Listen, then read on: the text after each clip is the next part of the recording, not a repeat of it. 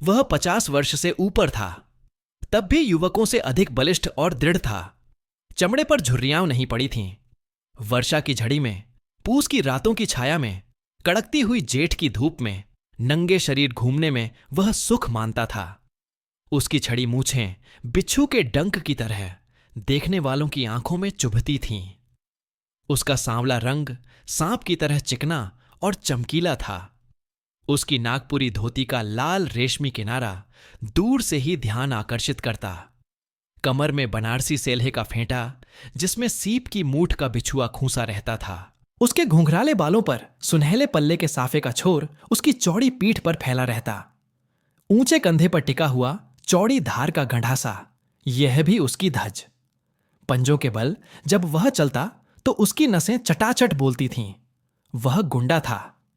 ईसा की 18वीं शताब्दी के अंतिम भाग में वही काशी नहीं रह गई थी जिसमें उपनिषद के अजात शत्रु की परिषद में ब्रह्म विद्या सीखने के लिए विद्वान ब्रह्मचारी आते थे। गौतम बुद्ध और शंकराचार्य के धर्म दर्शन के वाद विवाद कई शताब्दियों से लगातार मंदिरों और मठों के ध्वंस और तपस्वियों के वध के कारण प्रायः बंद से हो गए थे।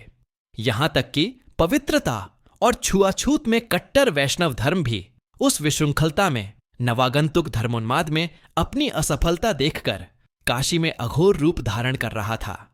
उसी समय समस्त न्याय और बुद्धिवाद को शस्त्र बल के सामने झुकते देखकर काशी के विच्छिन्न और निराश नागरिक जीवन ने एक नवीन संप्रदाय की सृष्टि की।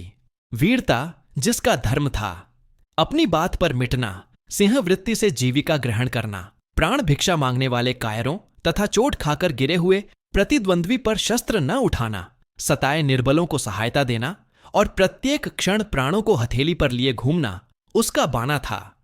उन्हें लोग काशी में गुंडा कहते थे। जीवन की किसी अलभ्य अभिलाषा से वंचित होकर जैसे प्रायः लोग विरक्त हो जाते हैं, ठीक उसी तरह किसी मानसिक चोट से घायल होकर एक प्रतिष्ठित जमींदार का पुत्र होने पर भी नन्हकू सिंह गुंडा हो गया था। दोनों हाथों से उसने अपनी संपत्ति लुटाई। नन्हकू सिंह ने बहुत सा रुपया खर्च करके जैसा स्वांग खेला था, उसे काशी वाले बहुत दिनों तक नहीं भूल सके। उसने जाकर दुलारी से कहा, हम ठेका लगा रहे हैं, तुम गाओ, तब तक बल्लू सारंगी वाला पानी पीकर आता है। बाप रे, कोई आफत आई है क्या बाबू साहब? सलाम माह।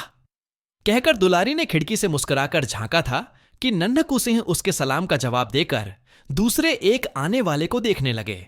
हाथ में हरौती की पतली सी छड़ी, आंखों में सुरमा, मुंह में पान, मेहंदी लगी हुई लाल दाढ़ी जिसकी सफेद जड़ दिखलाई पड़ रही थी, कुव्वेदार टोपी, छकलियां अंगरखा और साथ में लेंसदार परत वाले 2 सिपाही। कोई मौलवी साहब हैं नन्हकू, हंस पड़ा नन्हकू की ओर।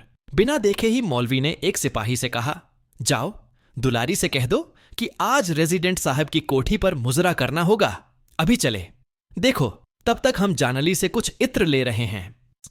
सिपाही सीढ़ी चढ़ रहा था और मौलवी दूसरी ओर चले थे कि नन्हकू ने ललकार कर कहा, दुलारी, हम कब तक यहां बैठे रहें? क्या अभी सरंगिया नहीं आया?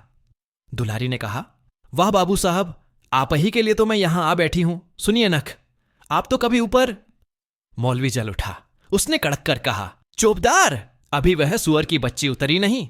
जाओ कोतवाल के पास मेरा नाम लेकर कहो कि मौलवी अलाउद्दीन कुबरा ने बुलाया है, आकर उसकी मरम्मत करे। देखता हूं तो जब से नवाबी गई इन काफिरों की मस्ती बढ़ गई है। कुबरा मौलवी, बाप रे तमोली। अपनी दुकान संभालने लगा। पास ही एक दुकान पर बैठकर ऊँघता हुआ बजाज चौंक कर सर में चोट खा गया। इसी मौलवी ने तो महाराज चेतसिंह से 3.5 सेर छींटी के सर का तेल मांगा। थाश मौलवी, अलाउद्दीन कुबरा। बाजार में हलचल मच गई। नन्हकू सिंह ने मन्नू से कहा, क्यों चुपचाप बैठोगे नहीं? दुलारी से कहा, वहीं से बाई जी, इधर उधर हिलने का काम नहीं। तुम गाओ, हमने ऐसे घसियारे बहुत से देखे हैं। मौलवी साहब को हमारी परवाह नहीं, हमारी बात पर ध्यान दो। दुलारी, तुम गाओ, हम ठेका लगा रहे हैं। दुलारी ने कहा, ठीक है बाबू साहब, लेकिन मैं गाऊंगी तो आपको सुनना होगा। नन्हकू ने कहा, तुम गाओ, हम सुनेंगे, हम ठेका लगा रहे हैं। दुलारी ने कहा, तो फिर सुनिए। दुलारी ने गाना शुरू किया।